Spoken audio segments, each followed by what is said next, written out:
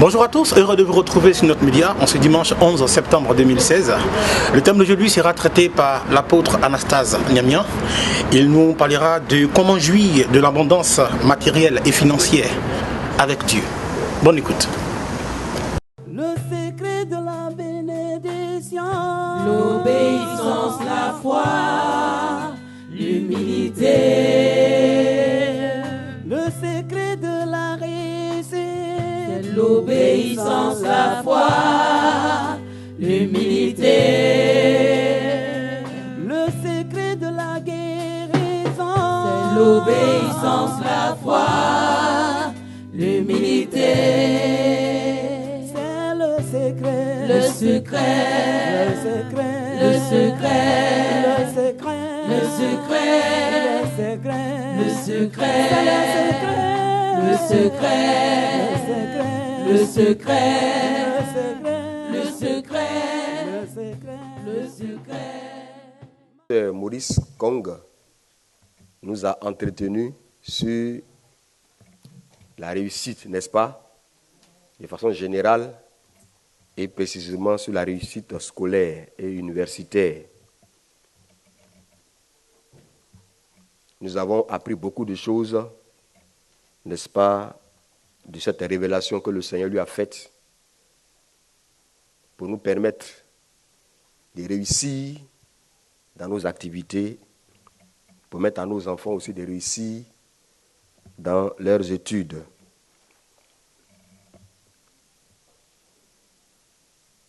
Gloire à Dieu.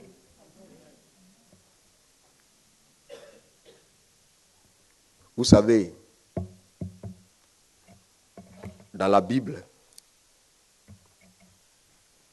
il y a des sujets sur lesquels les hommes de Dieu très sérieux, je dis bien les hommes de Dieu très sérieux, refusent de se prononcer. Il y a des sujets dans la Bible sur lesquels beaucoup d'hommes de Dieu refusent de se prononcer. Et même quand certains le font par moment, la plupart n'osent pas le faire, de peur de s'attirer des critiques. Il s'agit principalement des questions liées à l'argent et à la sexualité.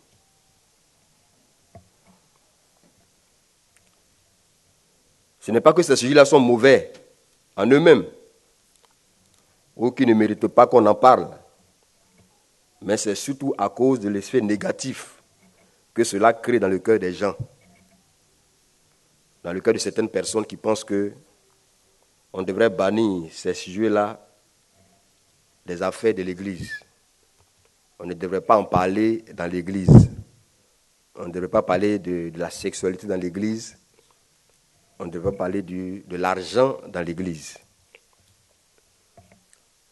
Parler d'argent dans l'Église, bien aimé, peut attirer l'étiquette de cupide, de matérialiste ou de trop intéressé. On dirait que, celui-là, ce pasteur, il aime trop l'argent. Il est cupide, trop matérialiste. Parler aussi de la vie conjugale, intime, et de la sexualité à l'Église dérange plus d'un et les met mal à l'aise. Alors que ce Dieu que nous servons, ce Dieu de qui nous nous réclamons, ce Dieu, ce grand Dieu, dont la nature est hautement sainte, ce Dieu-là, il parle de ce sujet-là avec beaucoup d'aisance. Il est à l'aise quand il parle de ce sujet. Dieu lui-même, il est à l'aise quand il parle de ça. Mais nous, les hommes, lorsque on aborde ce sujet-là, alors il y a différentes réactions. Voyez, dans le psaume 74, verset 19, par exemple, Dieu appelle Israël sa tourterelle. Les rapports que Dieu entretient avec Israël sont des rapports de père à fils ou d'époux à épouse. Tantôt, Dieu considère Israël comme sa fille, tantôt il considère Israël comme son épouse. Et en tant qu'épouse, il appelle sa tourterelle. Sa tourterelle. C'est un nom de caresse. Alléluia. Ma tourterelle. Tout cela pour encourager les mariés. Les mariés à se donner des petits noms de caresse. Dieu est le plus grand amoureux. Alléluia. Il nous encourage donc, pour nous qui sommes mariés, monsieur a donné un nom de caresse à sa femme, madame a donné un nom de caresse à son mari. Vous allez trouver beaucoup d'autres expressions comme ça dans la Bible, beaucoup d'autres noms de caresse. Hein? Biche des amours, gazelle des champs. Tout ça, c'est donc des caresses dans le Cantique des Cantiques. Amen. Et même dans le Cantique des Cantiques, chapitre 2, verset 6, Dieu, ici, il nous montre un peu une position idéale que le mari et sa femme doivent avoir quand ils sont ensemble, soit quand ils sont couchés.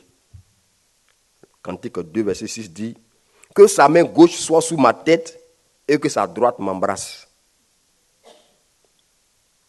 Alléluia. Que sa main gauche soit sous ma tête et que sa droite m'embrasse. Je voudrais illustrer ça un peu. Caméraman, tu peux nous aider? Je voudrais illustrer ça un peu. Demandez à un couple qui est ensemble, qui sont côte à côte. Voilà. Papa Gondo. Bon. La position dans laquelle il se trouve n'est pas normale. Alléluia. Parce que madame doit être à gauche et monsieur doit être à droite. Dans un premier temps. Voilà.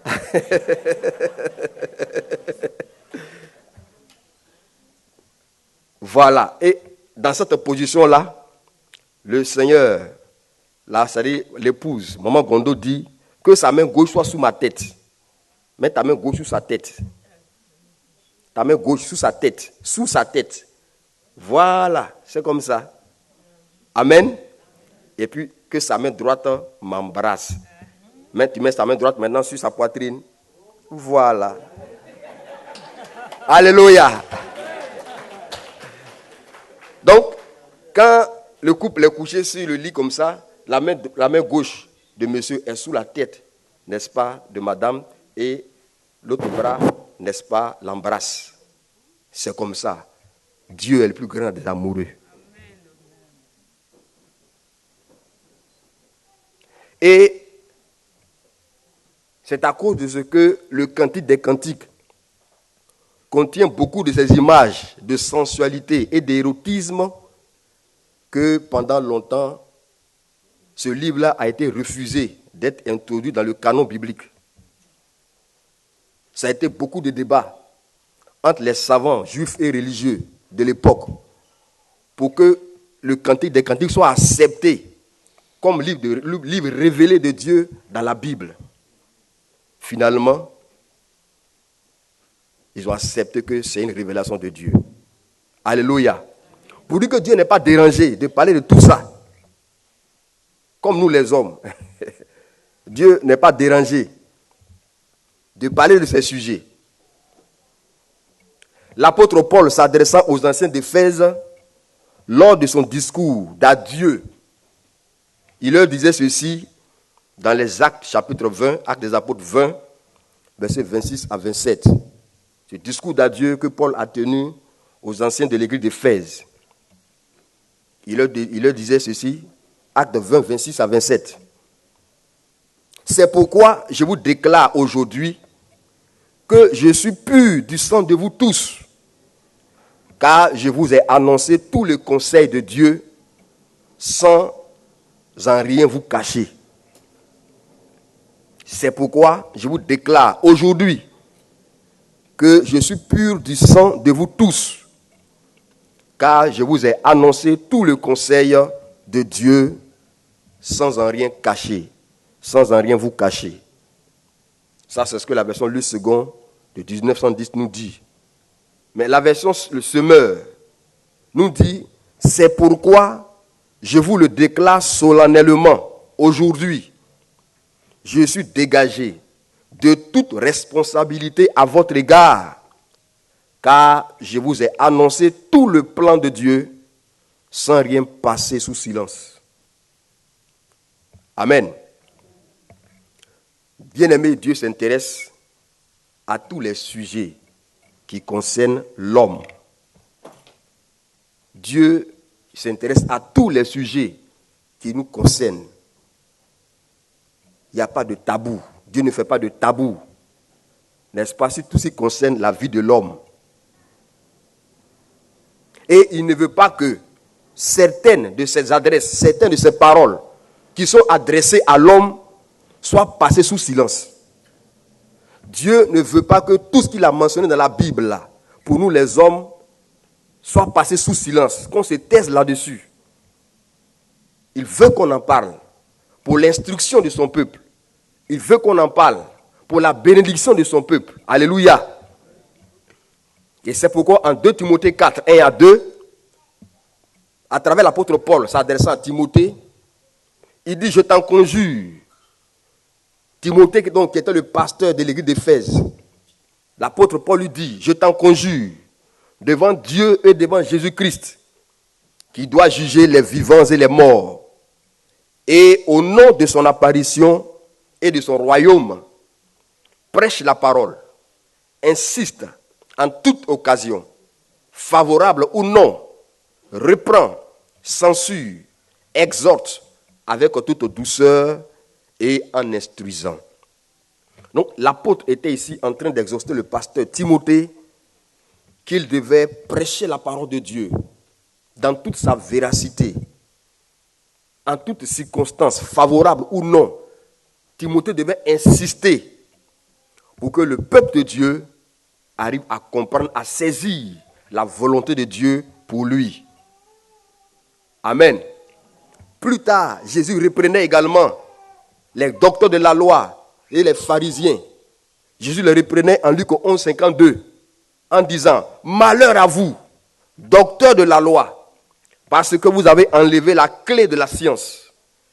Vous n'êtes pas entrés vous-même et vous avez empêché d'entrer ceux qui le voulaient. Donc Dieu ici, Jésus faisait le reproche à tous ces enseignants de la parole de Dieu, appelés docteurs de la loi. Dieu leur faisait ce reproche-là de ne pas révéler entièrement sa volonté aux hommes. Il leur faisait ce reproche. Et il leur adressait des malédictions. Malheur à vous, vous docteurs de la loi, parce que vous retenez ma parole. Non seulement vous-même, vous n'êtes pas prêts à les mettre en pratique, à obéir, mais vous empêchez ceux qui veulent obéir en leur révélant la vérité. Alléluia. Dieu exprime donc sa volonté pour les êtres humains. Pour que lorsque nous respectons ces règles-là, ces règles de vie qui nous imposent, ces règles de vie qui nous indiquent, nous puissions vivre heureux et nous épanouir. Non seulement au ciel, où nous serons avec lui, mais aussi sur cette terre, pendant qu'on s'y trouve. Dieu voudrait qu'on soit béni. Alléluia. Le programme de Dieu pour notre bénédiction, ce n'est pas seulement pour le ciel, mais c'est aussi, n'est-ce pas, pour que nous soyons bénis sur la terre. C'est pourquoi il n'est pas juste dans nos prédications de présenter toujours Dieu comme quelqu'un qui désire uniquement et absolument que les hommes aillent au ciel et qui ne se préoccupent pas de leur bien-être terrestre. Ce n'est pas juste. Ce n'est pas juste que nous, en tant que prédicateurs, nous parlons de Dieu comme celui-là qui veut, coûte que coûte, que les hommes aillent au ciel, que les hommes soient sauvés, que leur âme soit sauvée, et qui ferme les yeux sur le bien-être terrestre, sur le bien-être social, le bien-être familial, etc., etc. Ce n'est pas juste. C'est vrai, nous devons aller au ciel. C'est vrai, nous devons être sauvés. Nous devons travailler pour être un jour auprès de Dieu. L'éternité existe, d'accord. Mais actuellement, pendant que nous sommes encore sur la terre, tu as besoin de manger. N'est-ce pas? Tu as besoin de t'habiller. Tu as besoin de te déplacer.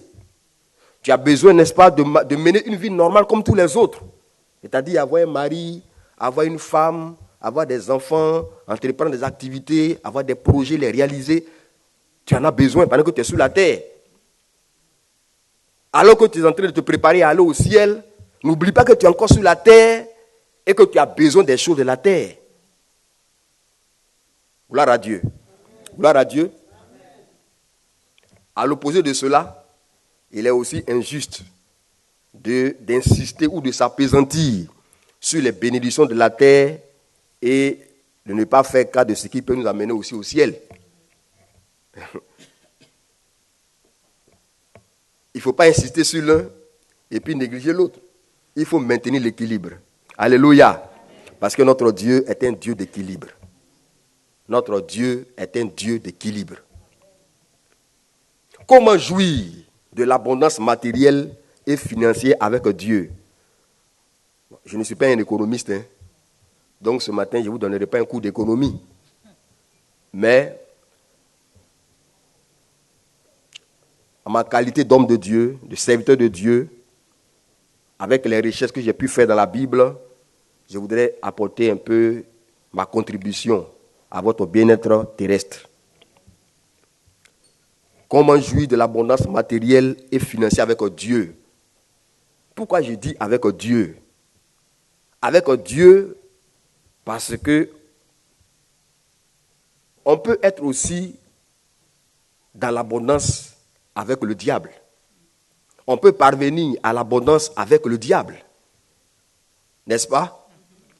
Et le diable peut te dire, bon, tu n'as pas besoin de trop te fatiguer, va cambrioler une banque. Tout de suite, c'est vite fait. Va cambrioler la banque, tu en sortiras très béni, entre parenthèses. Tu en sortiras vraiment avec une vie transformée, une vie changée.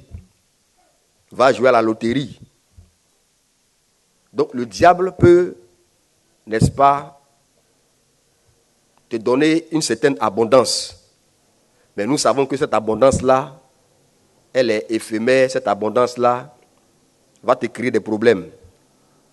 Parce que le diable, c'est un commerçant.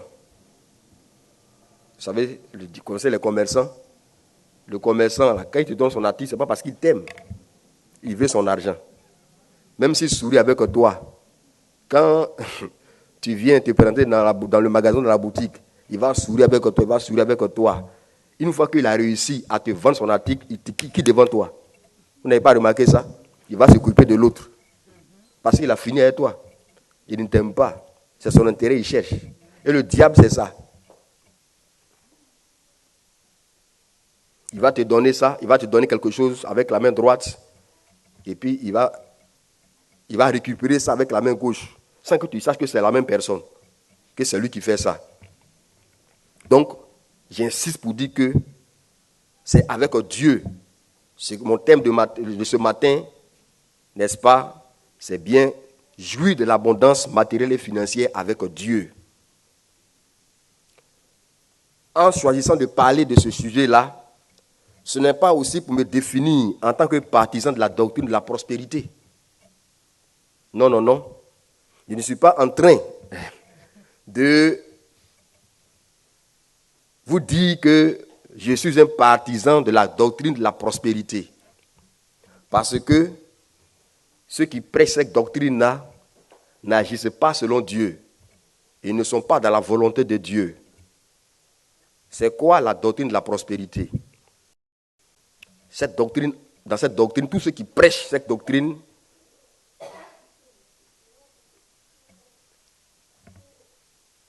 ils amènent le peuple à leur donner leurs biens, de sorte que eux, ils s'enrichissent et le peuple s'appauvrit. C'est ça la doctrine de la prospérité. Tous ceux qui prêchent cette doctrine, allez voir qu'ils vont demander toujours au peuple, donnez, donnez, donnez pour que vous soyez bénis. Donnez pour que vous soyez bénis. Je le dis par expérience, j'en ai vu. Et quand vous allez chez de telles personnes, effectivement, ils ont tout ce qu'il faut. Je connaissais comme ça un homme de Dieu qui avait bien commencé avec le Seigneur et qui finalement a dévié. Il est tombé dans la doctrine de la prospérité.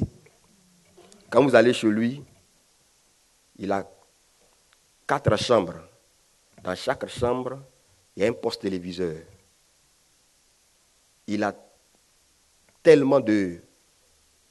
Son salon, sinon sa cuisine et son salon, tout est rempli, n'est-ce pas, de congélateurs.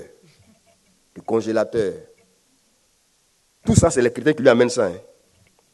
Il dit donnez pour que vous soyez bénis, donnez pour que vous soyez bénis. Et sa maison est remplie. Il a dévalisé les chrétiens. Dévalisé les chrétiens, de sorte que certains n'avaient même pas de fauteuil pour s'asseoir. Ils s'asseyaient sur des tabourets. Et c'est ça la doctrine de la prospérité. Ce matin, je ne suis pas donc en train de vous prêcher la doctrine de la prospérité. Alléluia. On ne peut pas parler d'abondance matérielle et financière sans faire référence, n'est-ce pas, à 1 Jean 3, verset 2. 1 Jean 3, verset 2 qui dit « Bien-aimé » où l'apôtre Jean adressait donc, n'est-ce pas, ces paroles. « Bien-aimé » à Gaius. « Bien-aimé, je souhaite que tu prospères à tous égards et sois en bonne santé comme prospère l'état de ton âme. » Dieu veut que tu prospères. Dieu veut que tu prospères. 1 Jean 3, verset 2. Dieu veut que tu prospères. Ou bien, pardon, c'est 3 Jean, pardon. 3 Jean, verset 2. S'il te plaît, 3 Jean, verset 2. 3 Jean, verset 2. Vous corrigez. Donc, Dieu veut que nous soyons prospères. C'est son désir. Il veut que nous allions au ciel, mais il veut aussi que sur cette terre ici-là, nous soyons bénis, nous soyons dans l'abondance. Il veut qu'on ne manque de rien. C'est son souhait que nous ne manquions de rien. Que nous puissions vivre à l'aise. C'est ça, le fond de mon message. Dieu voudrait que tu sois à l'aise sur la terre. Pendant que tu es chrétien, pendant que tu adores Dieu, pendant que tu cherches à aller au ciel, mais pendant que tu es en transit sur la terre, là, Dieu veut que tu sois vraiment à l'aise, que tu ne manques de rien. Et je vous dis que, bien aimé, il est possible de connaître l'abondance matérielle, financière. Il est possible de vivre le bonheur sur cette terre-là avec Dieu. C'est possible. C'est possible. Il ne faut pas croire que ta situation est désespérée. Non, c'est possible. Et il y a donc des exemples bibliques qui me convainquent de cela. Les exemples, par exemple, les exemples d'Isaac, qui, fuyant la famine, n'est-ce pas, en Israël, était sur le point d'aller en Égypte. Quand Dieu il est arrivé chez les Philistins, Dieu lui a dit, il faut rester là. Ne va pas en Égypte, mais reste ici, en Philistie, n'est-ce pas, reste là, et je vais te bénir. Isaac est resté là, il était donc à l'étranger, il n'était pas chez lui. Il était là, et la Bible dit que Dieu l'a béni. Isaac a commencé à travailler là, chez les Philistins, et Dieu l'a béni. Amen. Nous avons également l'exemple de Joseph.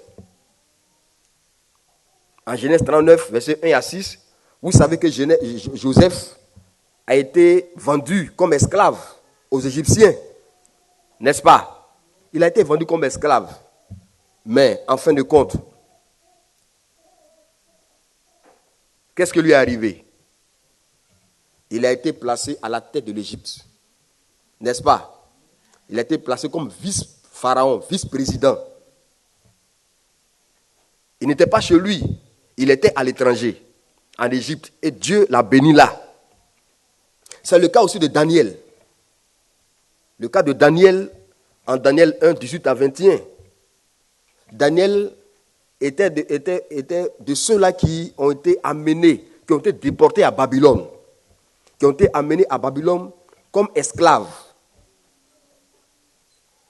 Mais Daniel, n'est-ce pas, a fini par supplanter tout, n'est-ce pas, les Babyloniens au point où il était établi chef de tous ceux-là qui étaient chargés d'interpréter les signes et les rêves du roi de Babylone. Il a connu une telle promotion à Babylone. Ça a été le cas pour Néhémie. Pour dire que, bien-aimé, il est possible de vivre l'abondance avec Dieu. Il est possible de connaître l'abondance avec Dieu. De connaître, d'être riche avec Dieu. La richesse financière, matérielle, c'est possible avec Dieu. C'est le désir de Dieu de te bénir ainsi. Tu n'as pas quitté ton pays d'origine pour venir ici, là, pour continuer à être misérable. Tu n'as pas quitté ton pays pour venir ici pour être encore dans des limitations, pour vivre encore dans la poisse, comme c'était le cas au pays. Non. Non. Ce serait vraiment une honte pour toi. Une honte pour toi, voire même un échec de retourner dans ton pays en n'ayant rien de tout ton séjour que tu as passé ici, là. Ce sera vraiment un échec ou honteux pour toi-même de retourner là-bas sans avoir rien obtenu et sans aussi avoir rien réalisé là-bas.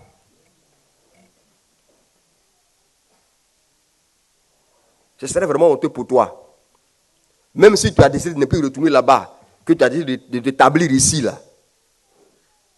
Ce serait vraiment aussi un échec pour toi si, pendant que tu es ici, dans ce pays dit de prospérité, que toi-même tu n'es pas prospère.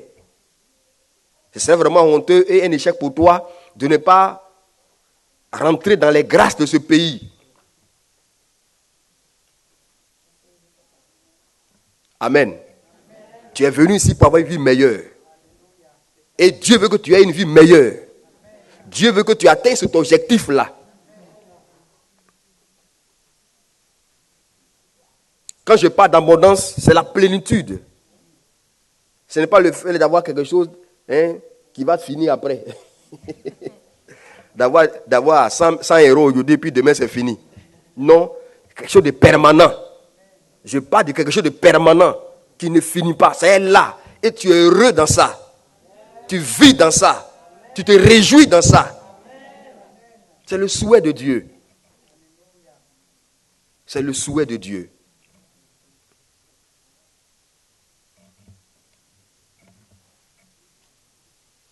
Ne fais pas comme cet homme Abimelech avec sa femme Naomi et leurs 2 enfants, leurs 2 fils, qui, à cause de la famine à Bethléem en Israël, ils ont quitté Bethléem, qui veut dire maison de pain. Bethléem veut dire maison de pain, là où il y a à manger, là où il y a la nourriture. Ils quittent là pour aller où? À Moab. Ils vont à Moab pour avoir une vie meilleure. Ils espéraient là-bas avoir vraiment une vie meilleure. Et ils sont allés. Parce qu'il y avait de l'abondance à cette époque à Moab. Ils avaient appris que vraiment là-bas, s'ils vont là-bas, leur situation va changer. C'est la même chose que tu as fait. Tu es venu ici en Europe.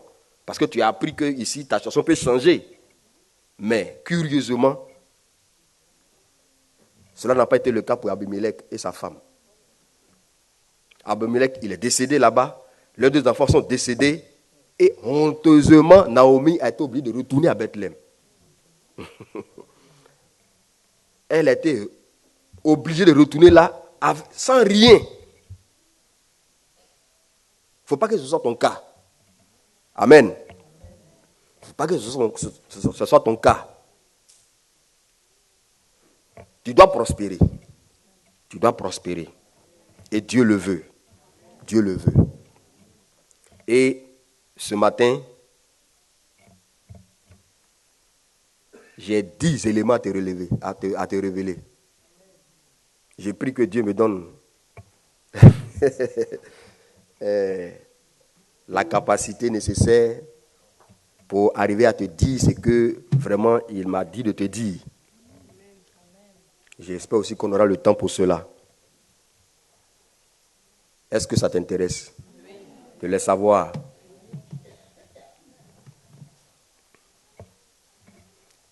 Tout à l'heure, lors de leur prestation, le groupe musical a chanté un chant qui m'a beaucoup plu. Je ne suis pas né pour échouer.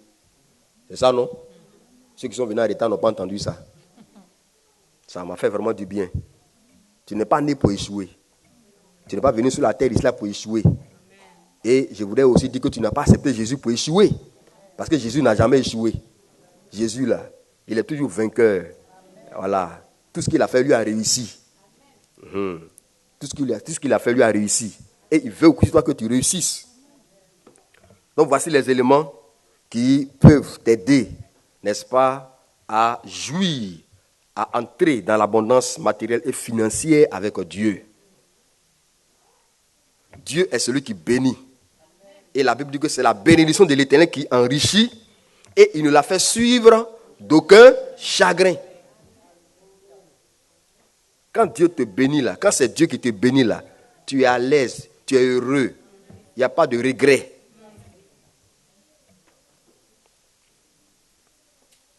C'est pourquoi le premier secret pour que tu puisses entrer dans cette vie abondante avec Dieu, c'est de désirer l'abondance. C'est de la désirer la richesse, désirer la plénitude matérielle et financière, désirer la richesse pour faire l'œuvre de Dieu. Ça, c'est le fondement. C'est la base, le commencement. Pourquoi tu veux être riche? Pour ton plaisir? Simplement ton plaisir? Pour ton orgueil personnel? Ça ne marche pas avec Dieu. Ça ne marche pas avec Dieu. Désire être riche pour faire son œuvre. Que ta motivation soit pour faire son œuvre, pour le servir, pour mettre à la disposition de Dieu ce qu'il va te donner. C'est très important, cet élément, très capital. Dieu ne refuse pas de te donner ce que tu lui demandes, mais c'est pourquoi faire. Qu'est-ce qui te motive à lui demander la richesse? Qu'est-ce qui te motive à lui demander cette abondance, cette plénitude matérielle et financière? Qu'est-ce qui te motive à lui demander 2, 3, 4 voitures? Qu'est-ce qui te motive? Est-ce pour ta gloire personnelle?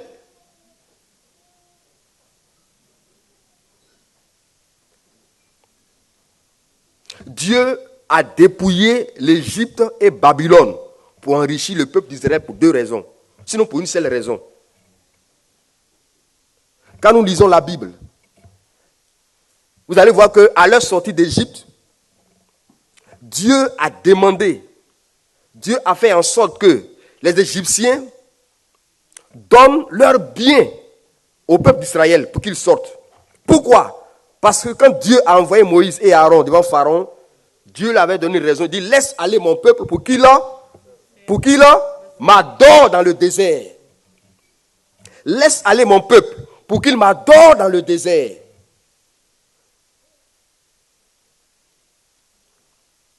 Donc ce qui motivait le peuple d'Israël à sortir de l'Égypte, ce n'était pas pour autre chose, c'était pour adorer Dieu. Pour se mettre entièrement au service de Dieu.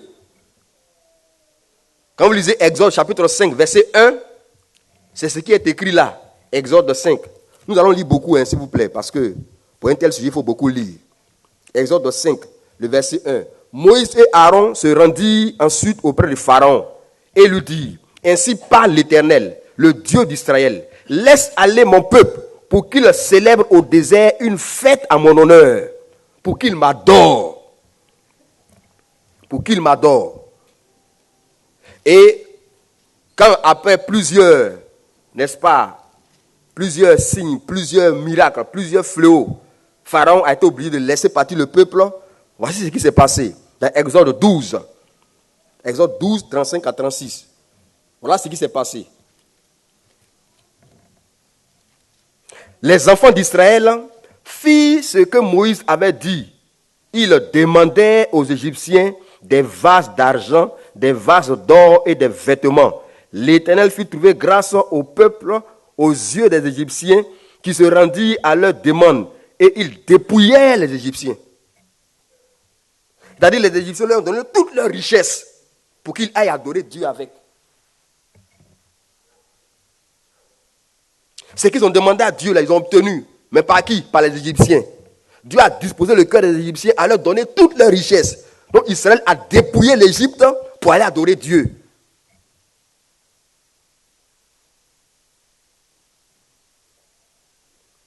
Gloire au Seigneur. Ça a été le cas également pour, n'est-ce pas, pour tous ceux qui étaient à Babylone.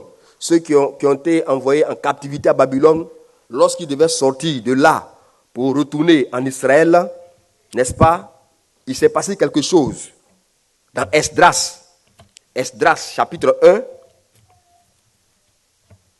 Esdras chapitre 1, c'est avant Néhémie.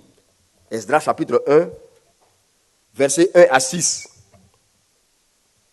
Sous le roi Cyrus, la première année de Cyrus, roi de Perse, afin que s'accomplisse la parole de l'Éternel, prononcée par la bouche de Jérémie, l'Éternel réveilla l'esprit de Cyrus, roi de Perse, qui fit faire de vive voix et par écrit cette publication dans tout son royaume.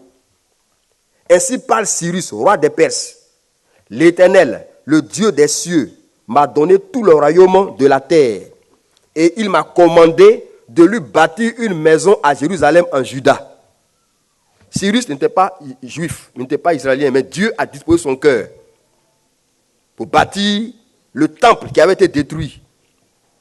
Qui d'entre vous est de son peuple, que son Dieu soit avec lui, et qu'il monte à Jérusalem en Juda et bâtisse la maison de l'Éternel, le Dieu d'Israël.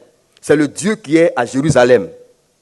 Dans tout lieu où séjournent des restes du peuple de l'Éternel, les gens du lieu leur donneront de l'argent, de l'or, des effets et du bétail avec des offrandes volontaires pour la maison du Dieu qui est à Jérusalem. Les chefs de famille de Juda et de Benjamin, les sacrificateurs et les Lévites, tous ceux dont Dieu réveilla l'esprit, se levèrent pour aller bâtir la maison de l'Éternel à Jérusalem. Tous leurs alentours leur donnaient des objets d'argent, de l'or, des effets, du bétail et des choses précieuses, outre toutes les offrandes volontaires. Donc quand ce peuple-là devait sortir, le roi Cyrus a ordonné que leurs voisins leur donnent des biens matériels. Tout ce qui est nécessaire pour qu'ils leur permettront d'aller bâtir le temple lorsqu'ils seront à Jérusalem. C'est ce qui s'est passé. Alléluia. Tu demandes des choses à Dieu, mais c'est pourquoi? Tu demandes la richesse à Dieu, mais c'est pourquoi? C'est pourquoi faire? Est-ce que ce que tu vas faire pour sa gloire? Quelle est ta motivation? C'est important. Quelle est ta motivation? Tu veux avoir une voiture, mais quelle est ta motivation? Tu veux avoir une maison ou des maisons, quelle est ta motivation?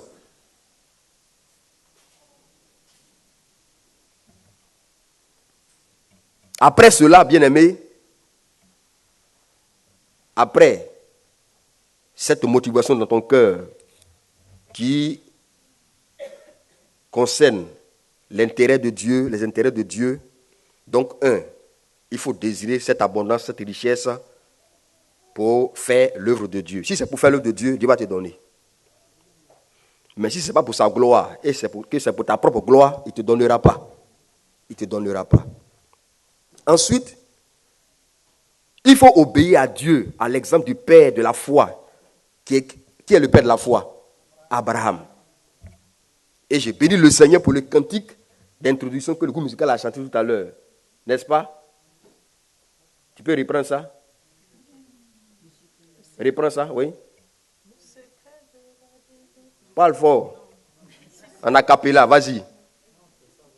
Non, tout de suite, avant le message que vous avez chanté tout à l'heure. C'est Dorcas qui a chanté. Voilà, Dorcas, vas-y. Ouais. Voilà. Le secret de la bénédiction, c'est quoi? L'obéissance, la foi et l'humilité. Amen. Abraham est appelé le père de la foi. Pourquoi? Parce qu'il a obéi à Dieu. Il a été le premier à obéir à Dieu, à croire en Dieu, avant même d'avoir vu la bénédiction arriver. Il a cru en Dieu. Donc la seconde chose qu'il faut faire, c'est d'obéir à Dieu, d'être obéissant à Dieu. Il faut croire que ce qu'il promet est une réalité qui va se réaliser, qui va s'accomplir. Il faut entretenir de bons rapports avec Dieu. Nous ne sommes pas quelqu'un là qui se compromet tout le temps. Tu n'as pas dit que tu es chrétien, pourquoi tu as fait ça? Les païens te font des reproches à tout moment. Tu n'as pas dit que tu es chrétien, pourquoi tu as fait ça? Pourquoi tu as fait ceci?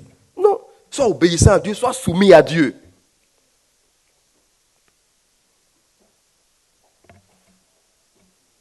Genèse 12, verset 1. L'Éternel dit à Abraham, va-t'en de ton pays, de ta patrie et de la maison de ton père, dans le pays que je te montrerai. Et le verset 3 dit quoi? Je bénirai ceux qui te béniront, et je maudirai ceux qui te maudiront, et toutes les familles de la terre unis en toi. Et le verset 4. Abraham partit, comme l'Éternel le lui avait dit, et l'autre partit avec lui.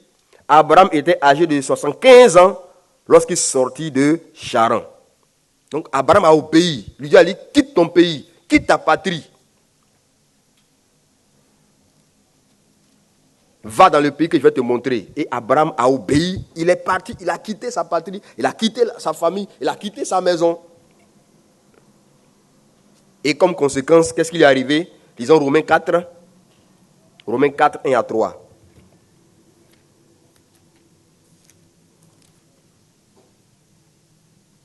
Romains 4, 1 à 3. Que dirons-nous donc? Car Abraham, notre père, a obtenu selon la chair. Si Abraham a été justifié par les œuvres, il a sujet de se glorifier, mais non devant Dieu. Car, que dit l'Écriture? Abraham crut à Dieu et cela lui fut imputé à justice. Si tu veux donc être béni, tu veux être prospère dans cette vie, tu veux avoir l'abondance matérielle et financière, ça veut dire que tu vas avoir beaucoup d'argent, tu veux avoir les biens matériels en abondance, il faut être obéissant à Dieu. Il faut vraiment te soumettre à Dieu. Ne sois pas un mauvais chrétien. Amen. Il faut bénir le Seigneur. Faut te soumettre à Dieu, obéir à Dieu en toutes choses. Il faut avoir de bons rapports avec lui. Abraham a eu de bons rapports avec lui, c'est pourquoi il a été appelé le père de la foi. Notre référence en matière de marche avec Dieu, c'est Abraham. Il est notre père. Dans la foi en Dieu, Abraham est notre père. Et on doit faire comme lui. Amen.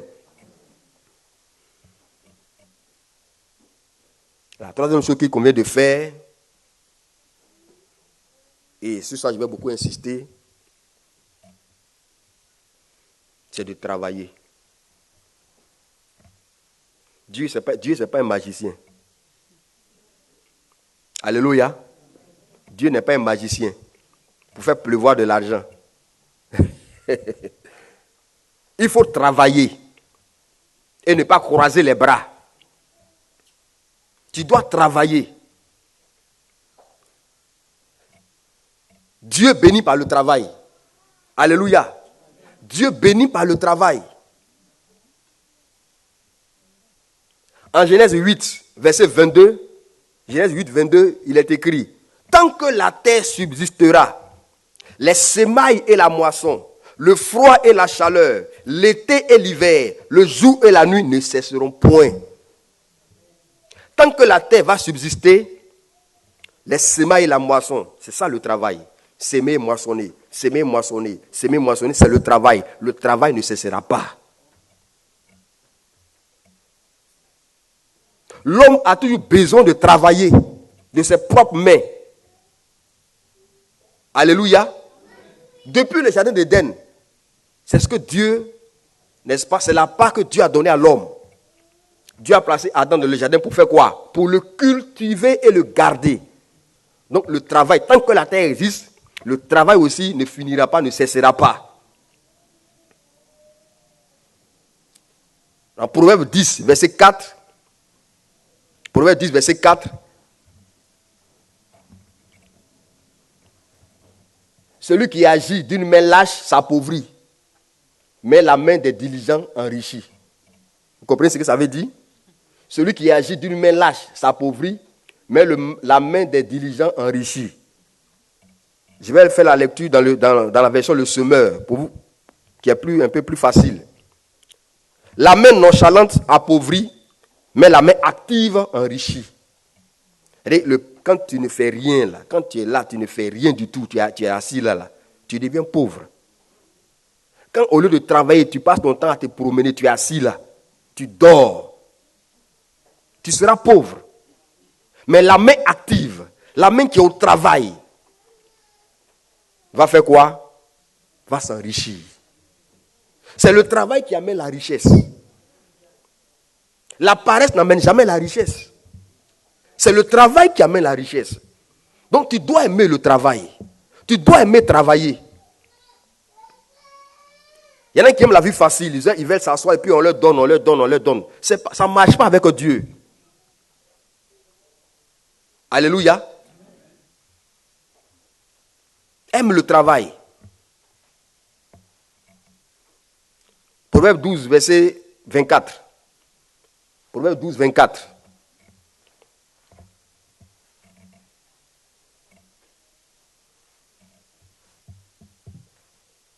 La version, le semeur est un peu plus explicite.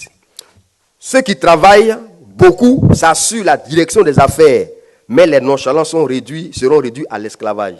Il a dit quoi là? Ceux qui travaillent beaucoup s'assurent la direction des affaires, mais les nonchalants seront réduits à l'esclavage. Ça veut dire quoi? Ça veut dire que lorsque quelqu'un, il met tout son amour dans le travail qu'il fait. Quand quelqu'un s'applique à faire son travail là, il va toujours occuper les grands postes. Il sera toujours élevé. C'est lui qui va te diriger. C'est toujours comme ça. Ceux qui travaillent beaucoup s'assurent la direction des affaires, mais les nonchalants sont réduits à l'esclavage. Tu vas tendre la main toujours. C'est pourquoi, bien aimé, il ne faut jamais rester les bras croisés. Toi qui es au chômage, toi qui ne fais rien encore, qui n'as pas encore du travail, tu as au moins peut-être, si tu as appris un métier ou bien si tu sais faire quelque chose, ne croise pas les bras. Fais quelque chose au moins. Sois actif. Ne reste pas là, ne dors pas pour dire non, je n'ai pas encore du travail. Je n'ai pas encore du travail. Non, exerce tes mains à quelque chose. Fais quelque chose. Tu peux aller chez un frère tailler ses gazons. N'est-ce pas? Tailler ses gazons. Tu peux, n'est-ce pas, rendre service aux uns aux autres avec ce que tu sais faire. Ne reste pas là pour dire non, je n'ai pas encore eu du travail. Et puis tu dors tout le temps. Tu dors tout le temps.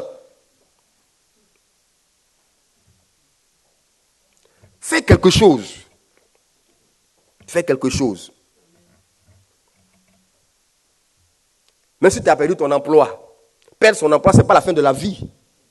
Il y en a qui perdent leur emploi, c'est comme si on les a tués. C'est comme si la vie est finie pour eux. Ils ne veulent plus rien faire. Ils sont découragés. Non. Non. Continue à chercher du boulot. Continue à chercher du boulot. Bats-toi, bats-toi.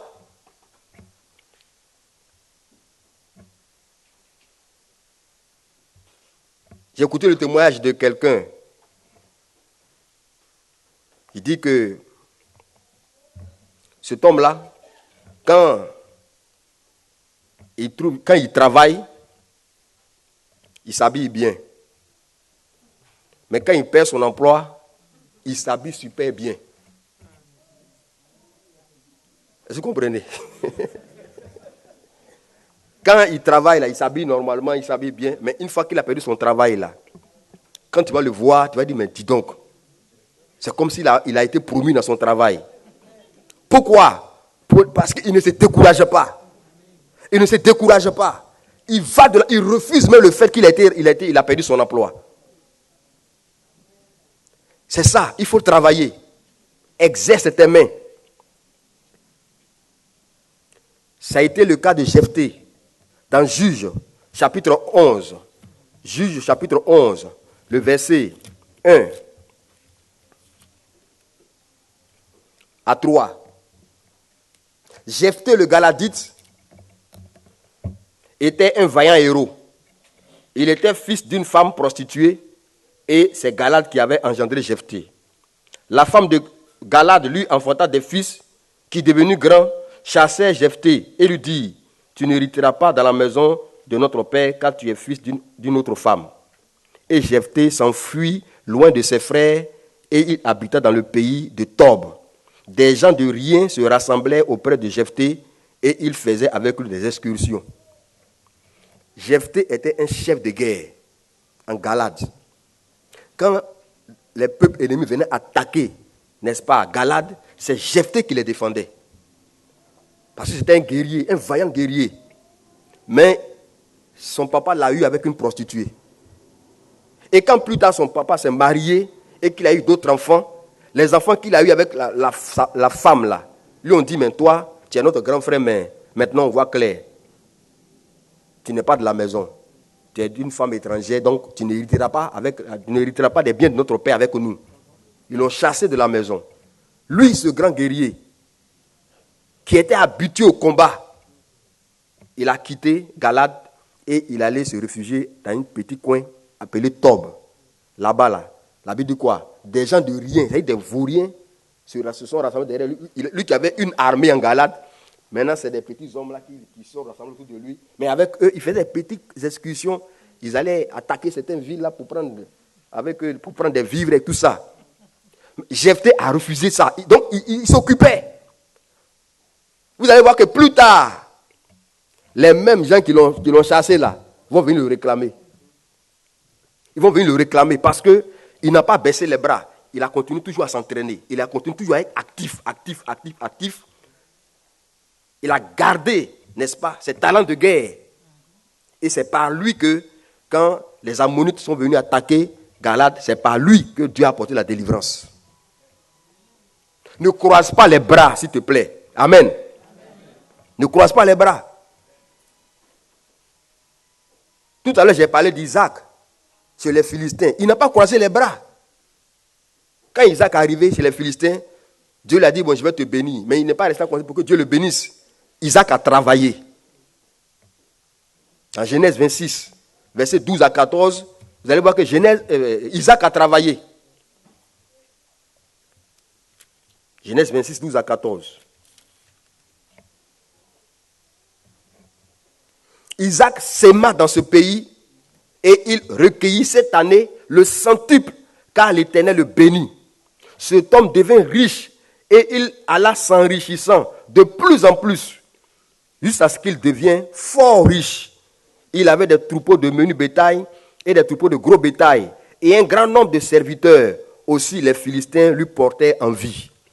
Lui, l'étranger qui est venu dans leur pays là, Dieu l'a élevé. Dieu l'a rendu tellement riche que les autochtones eux-mêmes.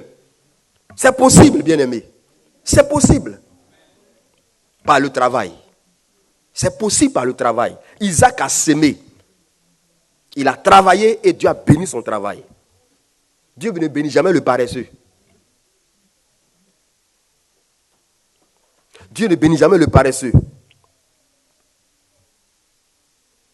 Il faut bien faire ton travail. Quand tu es quelque part là, on t'a confié un travail à faire, faut bien, même si on te maltraite là, il faut bien faire quand même. Même si tu penses qu'on t'exploite. Il faut bien faire le travail. Parce que tu ne sais jamais. Dieu là, il est le maître des temps et des circonstances. C'est lui qui crée les occasions favorables. Dieu est celui qui crée les occasions favorables. Applique-toi dans le travail que tu fais, dans la tâche que tu fais, même si tu penses que c'est de l'exploitation. Même si on ne te paye pas selon ta valeur, selon le travail que tu fais, mais applique-toi. Applique-toi.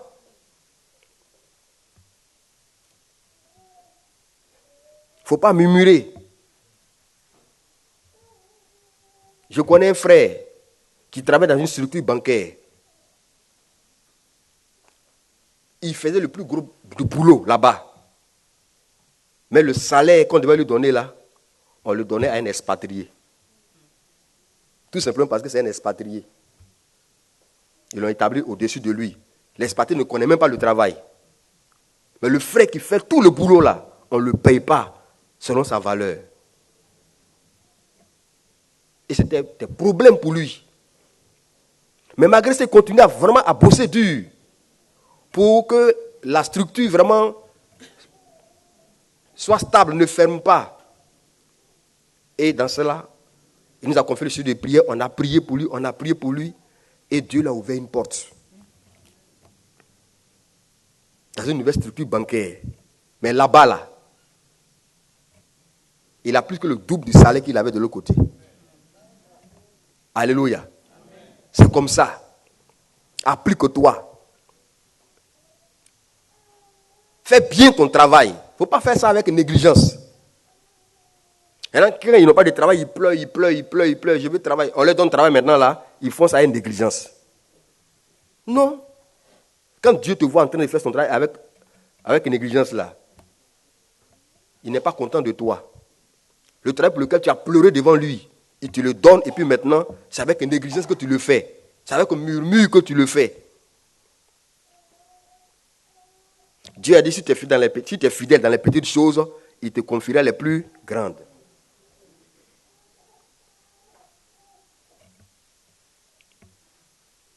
Tu demandes du travail, tu arrives dans une entreprise et puis tu veux tout de suite à le DG.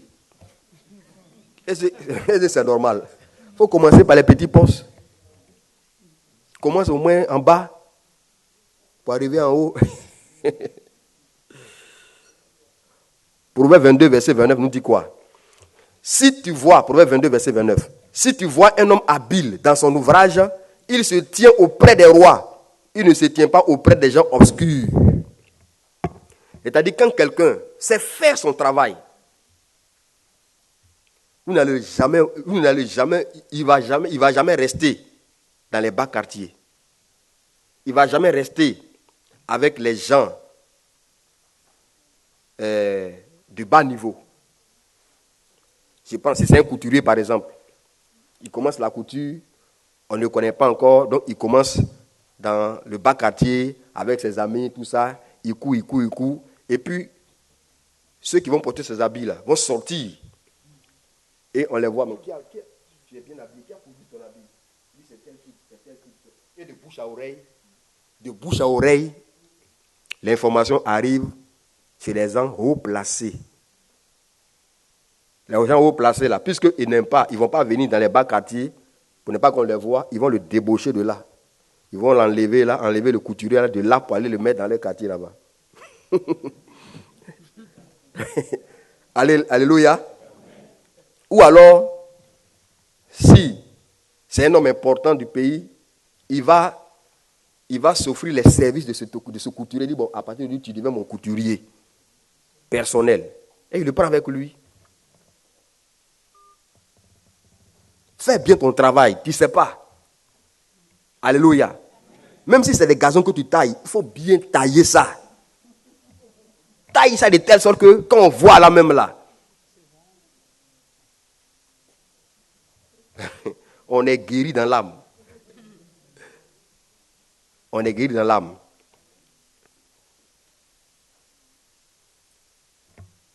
Comment Jéroboam, qui a arraché le royaume à Roboam, est arrivé au service, n'est-ce pas, de Salomon? C'est parce que Jéroboam faisait bien son travail que Salomon l'a pris à ses côtés. Vous pouvez trouver ça dans 1 Roi 11, 26 à 28. 1 Roi 11, 26 à 28.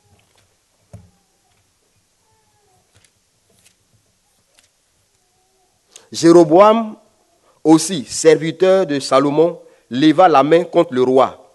Il était fils de Nébat, Ephratien de Tséréda, et il avait pour mère une veuve nommée Sérua. Voici à quelle occasion il leva la main contre le roi. Salomon bâtissait Milo et fermait la brèche de la cité de David son père. Jéroboam était fort et vaillant, et Salomon, ayant vu ce jeune homme à l'œuvre, lui donna la surveillance de tous les gens de corvée de la maison de Joseph.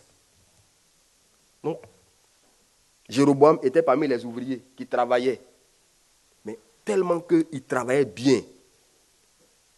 Ça a attiré les regards de Salomon, ça a attiré l'attention de Salomon. Il a dit, bon, celui-là, je vais l'établir chef sur les autres. Je vais l'établir chef sur les autres. Voilà comment Jéroboam a pu, n'est-ce pas, accéder, n'est-ce pas, dans la cour royale. Et plus tard, c'est lui qui a arraché le royaume. Alléluia. C'est comme ça. Même parmi les vaillants hommes de David, là, il y a un qu'on appelle Benaja, qu'on appelait Benaja. C'était un vaillant guerrier. Un vaillant guerrier. Je vous épargne cette lecture, mais c'est 2 Samuel 23, 20 à 23. Vous pouvez noter ça pour lire à la maison. 2 Samuel 23, 20 à 23. Cet homme-là, quand David a remarqué sa bravoure, sa vaillance, ses capacités, la Bible dit que David l'a pris dans son conseil secret. David l'a pris dans son conseil secret. C'est comme ça. Même si dans votre entreprise, les gens trichent, c'est-à-dire qu'ils ne font pas le travail normalement, parce que souvent c'est comme ça, hein, dans les entreprises là. Maintenant, quand le patron n'est pas là, bon, il perd le temps, il peut aller, il va dans les toilettes, il dure là-bas et puis il revient. Il fait des va-et-vient, il ne travaille pas comme il se doit. Et quand il voit le patron maintenant, c'est comme cela, il fait comme s'il travaille. Il ne faut pas faire comme ça. Vous pensez que les gens, les patrons, ils vous remarquent. Ils vous remarquent, ils vous observent et ils savent qui fait bien, qui ne fait pas bien. Ils savent. Toi, refuse de tricher. Fais bien ton travail. Et il faut taper à son œil par ton travail, par ta détermination, par ton engagement, par ton amour pour le travail.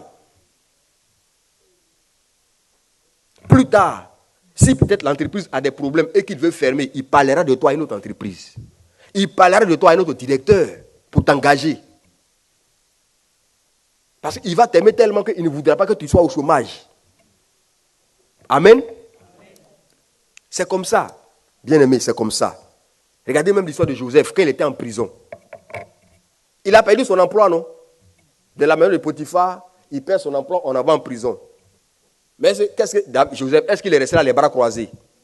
Il a mis à profit ce qu'il savait faire. Il a mis à profit ce qu'il savait faire, interpréter les songes.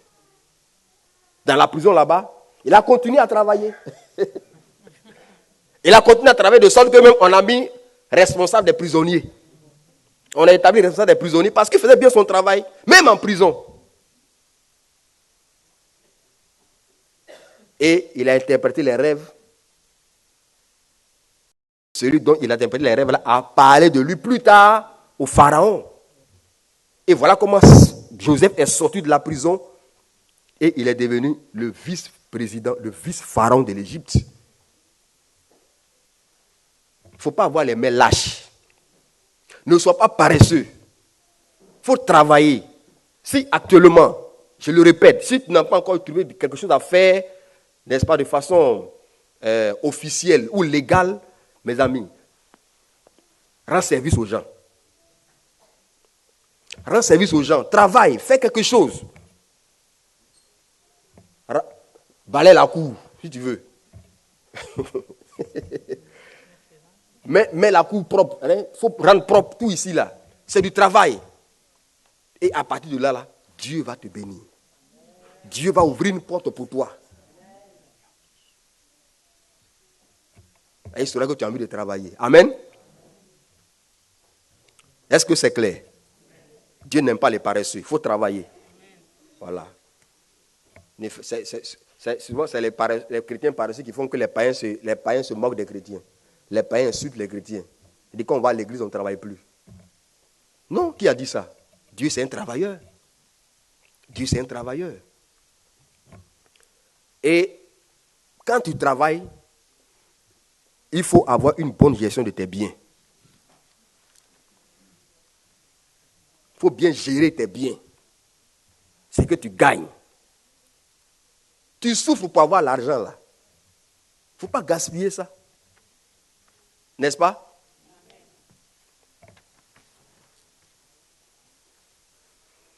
Quand Joseph a été établi vice-pharaon et que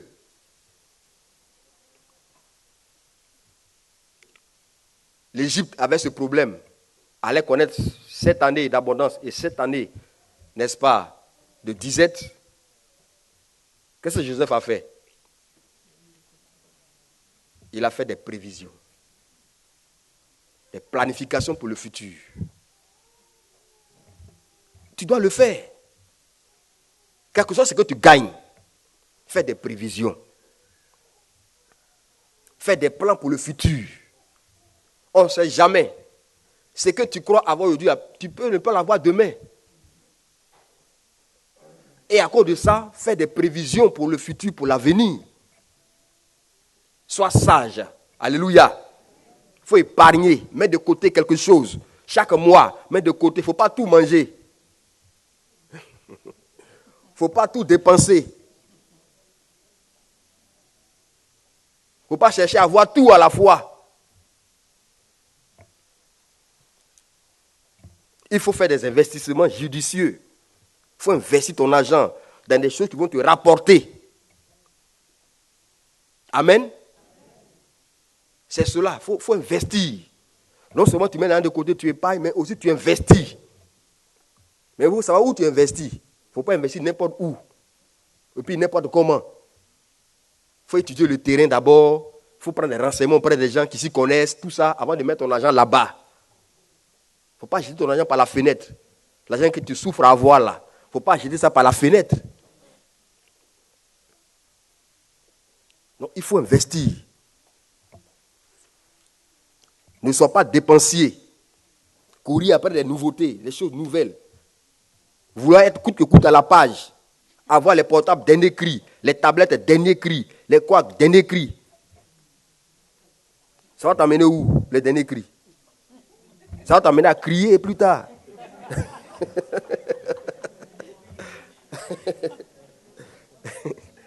Ça te fera pleurer, crier plus tard. Les derniers cris.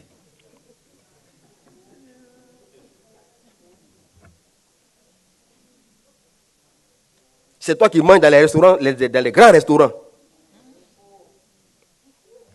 Pourtant, tu n'as pas assez.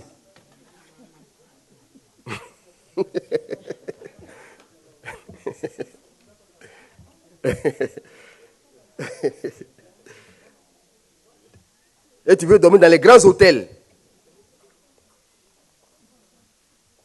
C'est toi qui aimes payer les choses chères. Quand tu vois quelque chose qui a un bas prix, tu dis non, ça c'est pas ça me convient pas. ça me convient pas. Les choses chères, bien aimé, tout ce qui est cher n'est pas synonyme de qualité. Tout ce qui est cher n'est pas synonyme de qualité. Ce n'est pas forcément bon. Tu peux avoir des très bonnes choses au marché aux puces.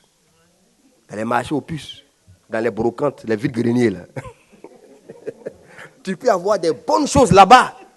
N'est-ce pas? Mais toi tu dis non, moi je vais au champ. C'est pas mauvais. C'est pas mauvais. Mais ne sois pas toujours quelqu'un qui aime dépenser, qui aime payer les choses chères. Ça t'appauvrit. Ça t'appauvrit. Ça t'appauvrit. La même chose que tu payes là-bas, là, tu peux trouver ça dans un bas quartier. La même chose. Là-bas, c'est cher parce que ça est dans une vitrine. C'est tout. C'est cher parce que ça est dans une vitrine. Pendant l'hiver, c'est au chaud. Oui, pendant la chaleur, c'est au frais. Il y a les climatiseurs là-bas. C'est tout. C'est ce qui fait la différence. Sinon, c'est la même chose. Il faut être quelqu'un qui compare les prix d'abord avant d'acheter. Il faut faire des comparaisons de prix. Va dans plusieurs magasins. Promène-toi d'abord avant d'acheter ce que tu vas acheter. Parce que ce que tu achètes est cher là. Tu peux avoir ça moins cher quelque part. Vrai ou faux? Tu peux avoir ça moins cher quelque part.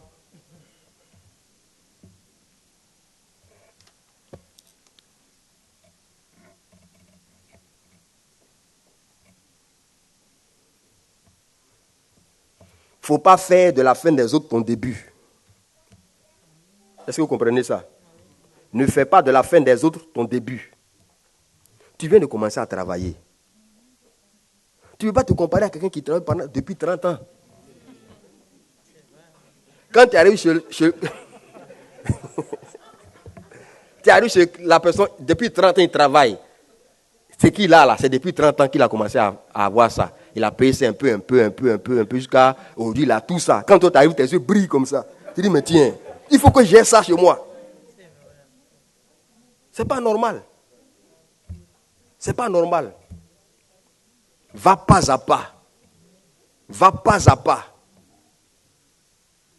Et tu vas y arriver. Alléluia. Tu vas y arriver. Tu y auras pour toi. Il ne faut pas convoiter les biens des autres. Tu ne sais pas comment il a eu ça. Amen. Donc, sur ce point-là, bien aimé, c'est très important. Il faut savoir bien gérer tes biens. Il y en a qui ne savent vraiment pas bien gérer. Ils ne gèrent pas bien. Quand ils ont un peu d'argent, ils mettent ça dans la nourriture. Ils mettent ça dans le vêtement seulement. Vêtement. Ce n'est pas mauvais de s'habiller. Mais il faut penser aussi au lendemain. Amen. Il faut penser au lendemain.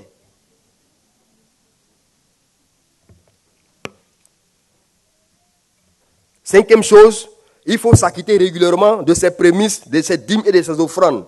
Ça, là, vous savez ça déjà, donc je ne vais pas insister là-dessus. N'est-ce pas?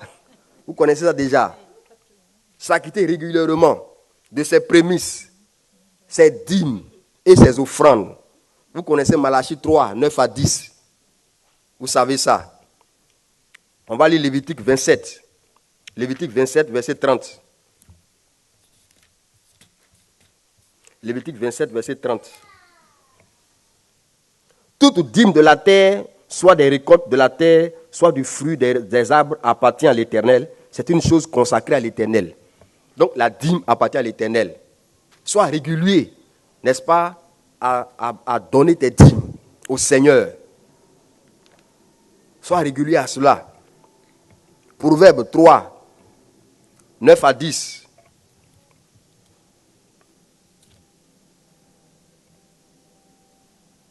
Honore l'Éternel avec tes biens et avec les prémices de tout ton revenu. Alors tes greniers seront remplis d'abondance et tes cuves regorgeront de mou. Alléluia. Bien-aimé, c'est ça. Le secret de l'abondance matérielle et financière, c'est ça. Ce n'est pas une question de jeûne et prière. Je ne dis pas que tu ne peux pas jeûner et prier pour ça. Mais ce n'est pas le jeûne d'abord, ce n'est pas la prière d'abord.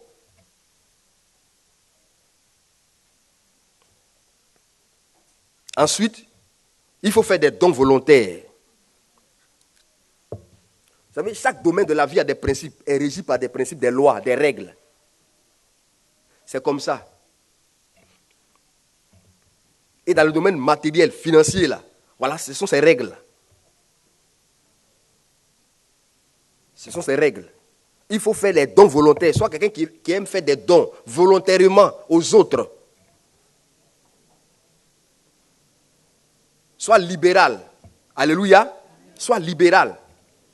2 Corinthiens 9, 7 nous dit que chacun donne comme il a résolu en son cœur, sans tristesse ni contrainte, car Dieu aime celui qui donne avec joie.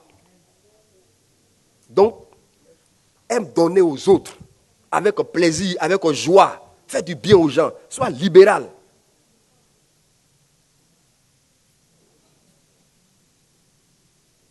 C'est un des secrets pour que Dieu te bénisse matériellement et financièrement. Dans le psaume 76, verset 12b, psaume 76, 12b, il est dit que tous ceux qui l'environnent apportent des dons au Dieu terrible. Tous ceux qui environnent Jérusalem, c'est-à-dire toutes les nations qui étaient autour de Jérusalem, d'Israël, avaient bénéficié de la protection de Dieu, avaient bénéficié, n'est-ce pas, du salut de Dieu. Dieu les a protégés aussi contre les ennemis qui attaquaient Israël. Et Dieu dit que tous ces peuples qui entourent Israël doivent faire des offrandes à Dieu. Et c'est comme ça. Si tu as bénéficié des grâces de Dieu dans ta vie, Dieu t'a fait quelque chose de bien, n'attends pas qu'on te dise fais offrande. Toi-même, lève-toi volontairement et puis fais l'offrande. Alléluia. N'attends pas que ton frère vienne vers toi pour te demander. Si tu sais que tu peux le faire, fais-le, surprends-le. Surprends-le. Pratique la libéralité. Septièmement, il ne faut pas opposer du refus quand Dieu te demande un effort sacrificiel. Il ne faut pas opposer de refus. Lorsque Dieu vient vers toi, il te demande de faire un effort sacrificiel. C'est-à-dire qu'il te demande quelque chose qui va te faire pleurer, qui va te faire saigner. Ce qu'il te demande là, si tu lui donnes ça, ça va vraiment, ça va te faire mal. C'est ça le sacrifice. Ça va te faire tellement mal. Et c'est ce qu'il a demandé à Abraham. Dieu a dit à Abraham qu'il va le bénir. Et qu'il va le bénir comment? C'est par l'enfant de la promesse, Isaac, qu'il va lui donner. Isaac est né, Dieu dit, bon, donne-moi Isaac. Quelle épreuve. Donne-moi Isaac. Et Abraham allait donner Isaac.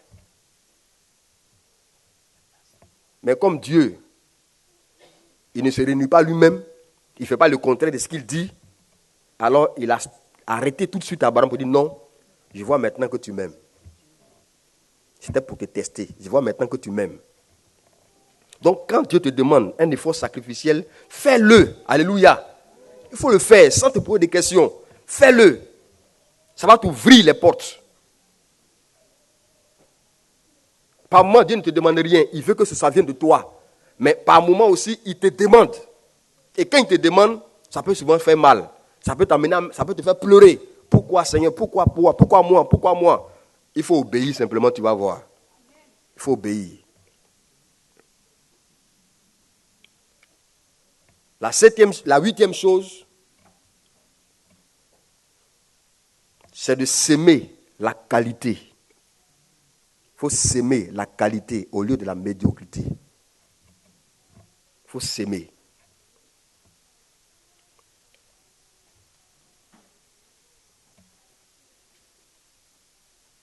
Parce qu'on ne moissonne que ce qu'on sème, n'est-ce pas? C'est ce que tu sèmes que tu moissonnes. Donc, si tu sèmes de bonnes choses, tu vas récolter de bonnes choses. Si tu sèmes une voiture, tu vas recevoir une voiture. C'est comme ça. Si tu sèmes de l'argent, tu vas recevoir de l'argent. Si tu sèmes un enfant, tu vas avoir des enfants. C'est pas ce qu'Anne a fait. Il faut s'aimer des choses de qualité. Et à ce sujet, on va lire 2 textes bibliques. Galates 6. Galates 6, le verset 7 à 10.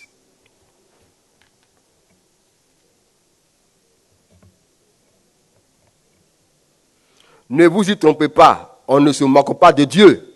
Ce qu'un homme aura sémé, il le moissonnera aussi. Celui qui sème pour sa chair, moissonnera de la chair la corruption. Mais celui qui sème pour l'esprit, moissonnera de l'esprit la vie éternelle. Ne nous lassons pas de faire le bien, car nous moissonnerons au temps convenable, si nous ne nous relâchons pas. Ainsi donc, pendant que nous avons l'occasion, pratiquons le bien envers tous, et surtout envers les frères en la foi. Amen. Sème la qualité. Quand tu veux donner quelque chose à quelqu'un, il faut donner ce qui est bien. Ne donne pas ce qui est déjà usé, ce qui est déjà pourri. Amen. L'une des choses que j'ai remarquées en Europe ici, c'est que lorsque le blanc se débarrasse de quelque chose, ce n'est pas parce que c'est gâté, mais c'est parce qu'il n'en a plus besoin. N'est-ce pas? C'est parce qu'il n'en a plus besoin, mais c'est bon. Mais quand l'Africain se débarrasse de quelque chose, il ne faut même pas chercher à savoir. C'est gâté.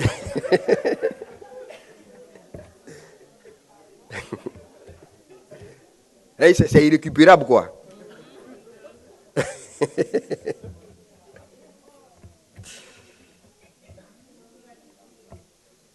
Il faut s'aimer la qualité. Amen. Psaume 66, 13.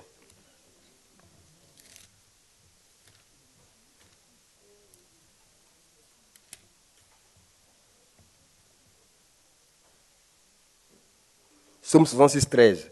J'irai dans ta maison avec des holocaustes. J'accomplirai mes vœux envers toi. j'irai dans la maison de l'Éternel avec des holocaustes. C'est des sacrifices. Un holocauste, c'est un sacrifice qui brûle entièrement. Qui brûle entièrement. Donc, quand tu viens vers le Seigneur, que tu lui as promis quelque chose, là, il faut lui donner ça. Quand le moment vient, il ne faut pas dire « Ah, pourquoi il a dit ça même ?» Pourquoi il a dit « Il a parlé trop vite ?» Et tu commences à regretter un peu. Non, il faut le faire entièrement. C'est ça l'holocauste. C'est des qualités. Et quand tu vas faire ça, tu verras que Dieu aussi se souviendra de toi. Amen. Donc ne sème pas la médiocrité, il faut s'aimer la qualité. Il faut s'aimer la qualité. Donc ce qui est bon toujours, non seulement à Dieu, mais aussi aux hommes. Donne les meilleures choses à Dieu.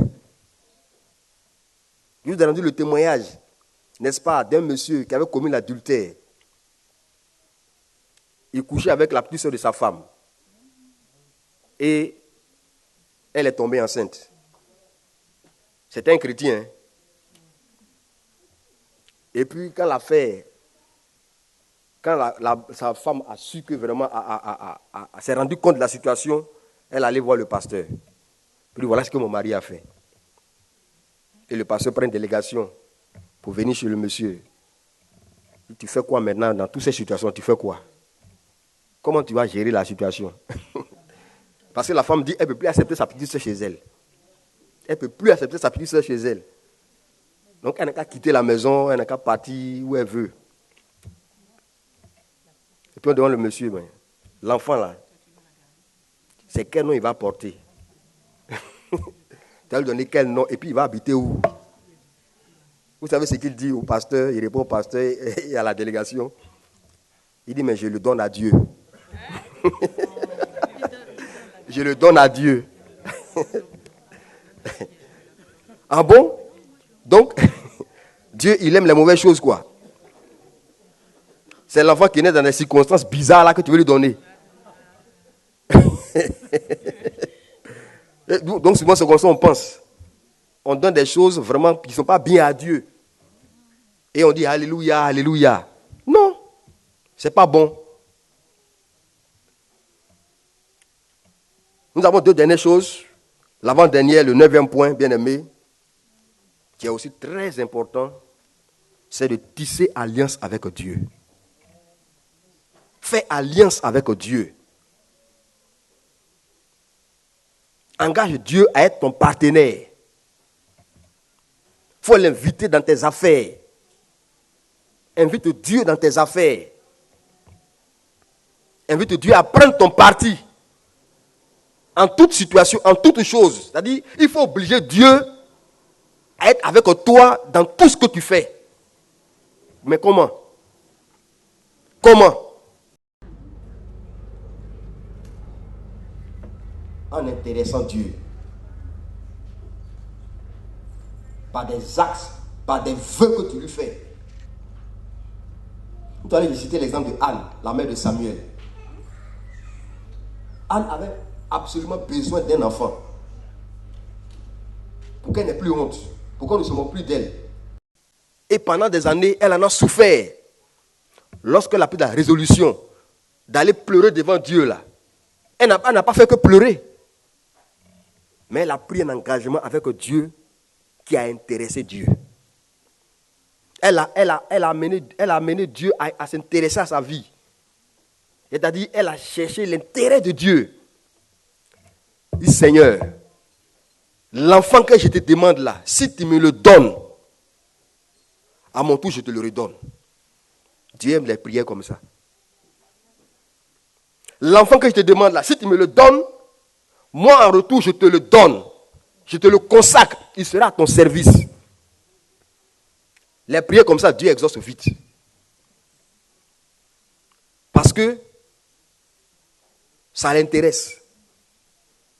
Ça touche l'intérêt de Dieu. Et quand Anne a fait cette prière-là, la Bible dit que l'année qui a suivi, Samuel est venu. Samuel est venu. Et quand Samuel a été sévré, elle allait le déposer dans le temple pour dire au sacrificateur Élie, c'est le vœu que j'avais fait à l'Éternel.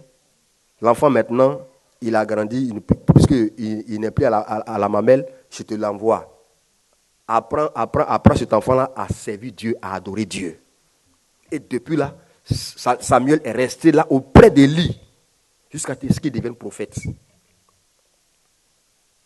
Et plus tard, puisque Anne a donné Samuel à Dieu, qu'est-ce qui s'est passé? Dieu a béni ses entrailles. Elle a eu encore combien d'enfants? 5. Elle a eu 5 autres enfants. Souvent, quand on a des problèmes, on a des difficultés, on fait des vœux à Dieu. Est-ce que tu peux blaguer Dieu?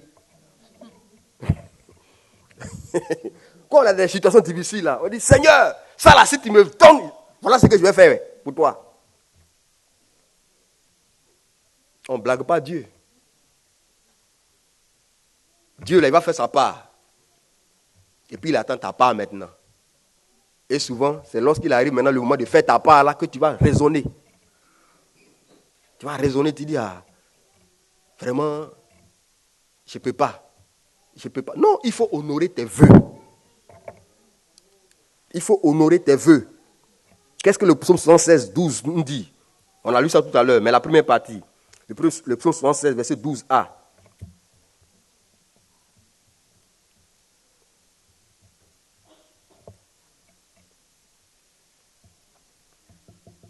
Faites des vœux à l'Éternel, votre Dieu, et accomplissez-les.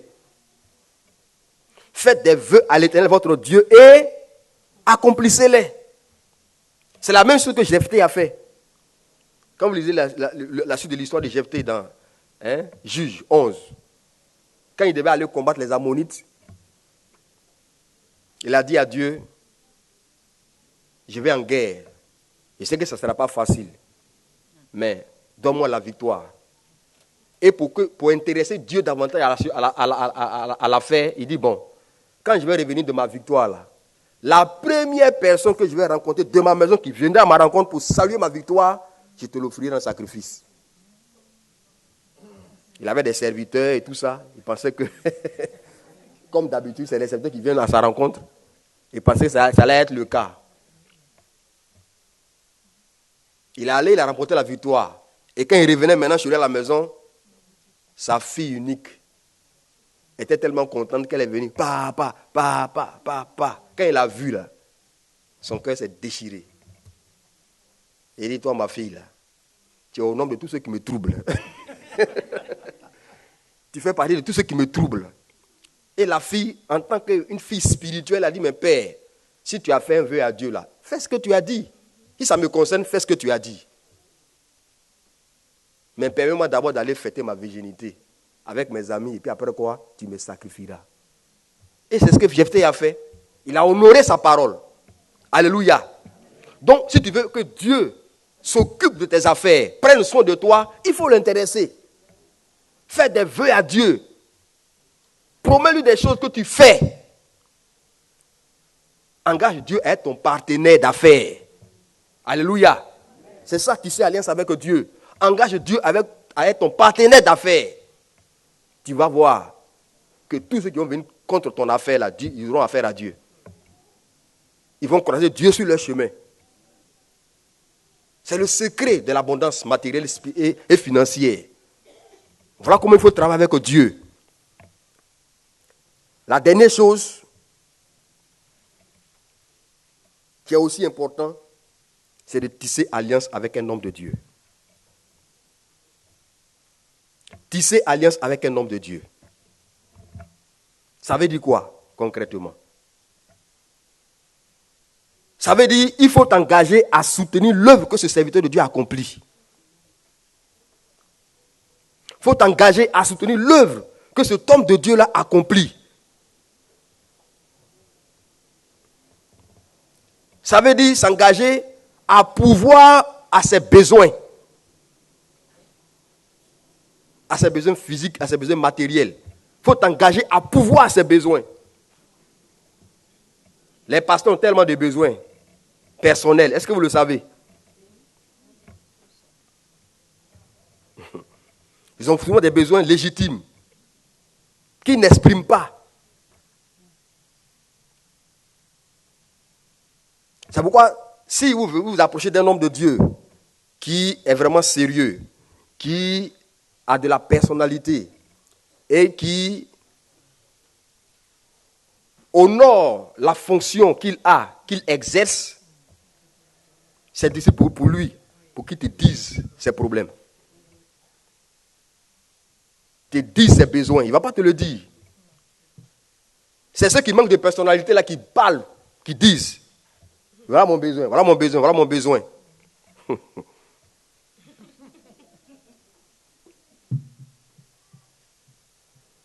Qui n'ont aucune dignité pour leur fonction. C'est là qui parlent partout, qui disent aux chrétiens voilà mon besoin, et qui exigent que ces besoins soient pourvus. Manque de personnalité. Sinon, les hommes de Dieu sérieux ne vont jamais vous dire ça. Mais c'est à toi de remarquer. À toi de remarquer et d'agir. Parce qu'eux, ils vont compter seulement sur la grâce de Dieu. Ils ne compteront que sur la grâce de Dieu, que Dieu se souvienne d'eux. Mais pas qui Dieu se souvient d'eux. C'est pas toi. Alléluia. C'est comme ça.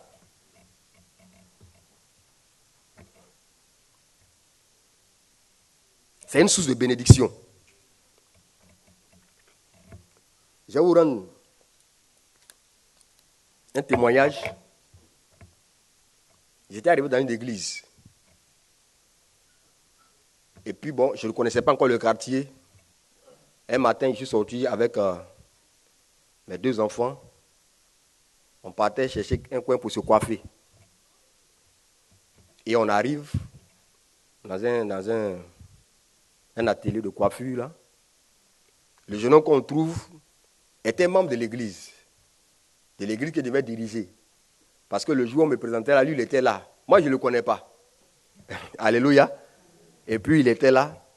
Et puis, bon, pendant qu'il nous coiffait, on parlait. Ça, après, il a fini de nous coiffer. Qu'il a dit, mais pasteur, je suis de telle église. Le jour où on te présentait là, j'étais là. Et donc, pour ce qui concerne vos cheveux, là, toi, tes cheveux, la cheveux de tes enfants, il ne faut pas t'inquiéter. Toutefois que tu veux ce service-là, viens ici, envoie tes enfants ici. Alléluia. C'est un exemple que je donne. 10 alliances avec l'homme de Dieu. Qu'est-ce qui se passe en le faisant? Par ces actions-là, il s'agit d'attirer les bénédictions de Dieu attachées à cet homme de Dieu et à son ministère sur toi. Parce que à chaque appel de Dieu est attachée une bénédiction. Vous comprenez?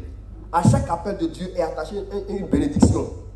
Et en faisant cela à ces hommes de Dieu-là, tu attires cette bénédiction qui est sur toi. C'est pourquoi il ne faut pas s'allier à n'importe qui. Simplement parce qu'il se fait appeler homme de Dieu. Nous les chrétiens, on aime trop ça aussi souvent. Quand quelqu'un se dit, je suis homme de Dieu, tout sur ton cou derrière lui. Il faut vérifier d'abord. Alléluia. Il faut vérifier d'abord. Si c'est un homme de Dieu, vraiment.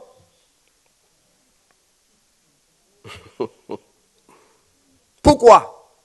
Parce que lorsqu'on s'allie à quelqu'un, cela signifie que l'on s'engage à partager toutes les bénédictions et les malédictions qui se rattachent à sa personne.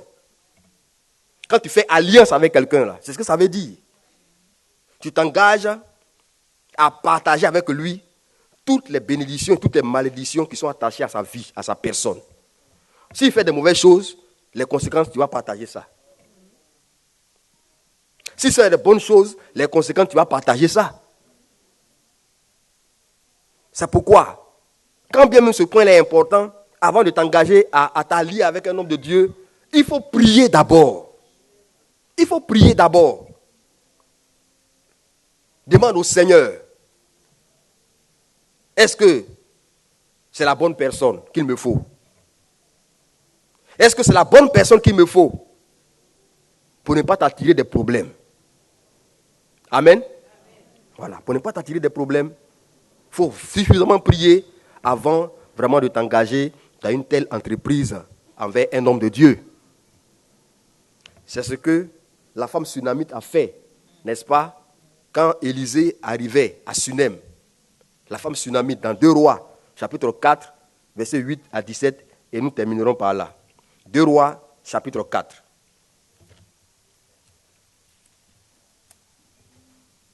« 8 à 17. Un jour, Élisée passait par Sunem. Il y avait là une femme de distinction qui le pressa d'accepter à manger. Et toutes les fois qu'il passait, il se rendait chez elle pour manger. Elle dit à son mari, « Voici, je sais que cet homme qui passe toujours chez nous est un saint homme de Dieu. » Donc, cette femme a remarqué que Élisée n'était pas n'importe qui. Elle a pris du temps pour l'observer. Vous comprenez? Elle a pris du temps pour l'observer. Et elle allait convaincre son mari pour dire, je sais que celui-là, c'est vraiment un homme de Dieu. On n'a qu'à l'aider. S'il vient ici dans cette ville-là, recueillons-le chez nous. Aménageons une chambre pour que là, il puisse dormir, il puisse séjourner. Et c'est ce qu'elle a fait. Elle ne l'a pas fait comme ça à la hâte. Alléluia. Elle n'a pas fait comme ça à la hâte. Elle n'a pas introduit Élisée chez elle à la hâte. Il ne faut pas faire ça. Prends du temps. Prie le Seigneur. Prie le Seigneur. Et plus tard, vous allez voir que cette femme qui avait un problème d'enfantement, par la bouche d'Élie, qui va prophétiser sur elle, elle va avoir un enfant. Alléluia. Alléluia. Bien-aimés, voici donc énumérés quelques points que le Seigneur a mis à mon cœur de partager avec vous. Dieu désire que tu vives l'abondance matérielle et financière. Vivre l'abondance et matérielle, c'est possible. C'est vraiment possible de nos jours. C'est possible pour toi. C'est possible. Mais en même temps, il faut comprendre que ce n'est pas une affaire de jeûne et prière. Il faut obéir simplement à tous ces principes qu'on vient d'énumérer. Il faut obéir à ça. Quand tu demandes ces choses, il faut que ce soit pour servir le Seigneur. Faire l'œuvre du Seigneur. Il faut être quelqu'un qui est soumis à Dieu, qui respecte Dieu, qui obéit à Dieu. Ensuite, il faut travailler. Il faut travailler. Il ne faut pas croiser les bras et attendre un miracle de la part de Dieu. Non. Exerce-toi. Exerce tes mains. Il faut vraiment t'engager. Il faut travailler. Donne-toi à travailler. Et quand tu travailles, ne sois pas dépensier. Ne gaspille pas ton argent n'importe comment. Il faut bien gérer cet argent. Il faut bien gérer cet argent. Acquitte-toi régulièrement de tes dîmes, de tes offrandes et de tes prémices. Amen. Fais des dons volontaires. Sois libéral. Il ne faut pas aussi refuser lorsque Dieu te demande de faire un sacrifice supplémentaire. Après tout ce que tu fais déjà pour lui, si Dieu te demande encore un autre engagement, une autre offrande, ou bien il te fait encore une autre demande, il faut obéir. Alléluia. Il faut s'aimer la qualité et non la médiocrité, car c'est ce qu'on sème qu'on moissonne. Il faut tisser alliance avec Dieu. Invite Dieu dans tes affaires. Il faut l'intéresser à tes affaires en faisant des vœux et en les accomplissant. Et puis, en dernière position, tisse alliance avec un homme de Dieu. Avec un homme de Dieu. C'est source de bénédiction. C'est ce que l'apôtre Paul a fait avec les Philippiens. Quand Paul a commencé, n'est-ce pas, son ministère, c'est les Philippiens qui ont été les premiers à le soutenir. Et même à Corinthe, il a refusé que les Corinthiens le soutiennent. À cause de leur orgueil. Mais c'est les Philippiens qui ont apporté le soutien qu'il fallait à Paul. Et il n'a pas manqué de leur rappeler cela. Et il priait constamment pour eux, pour que Dieu leur accorde sa grâce et sa bénédiction. Amen. Bien-aimés, si vous faites ça, je suis sûr que le Seigneur vous bénira et que vous serez dans l'abondance. Que Dieu nous bénisse.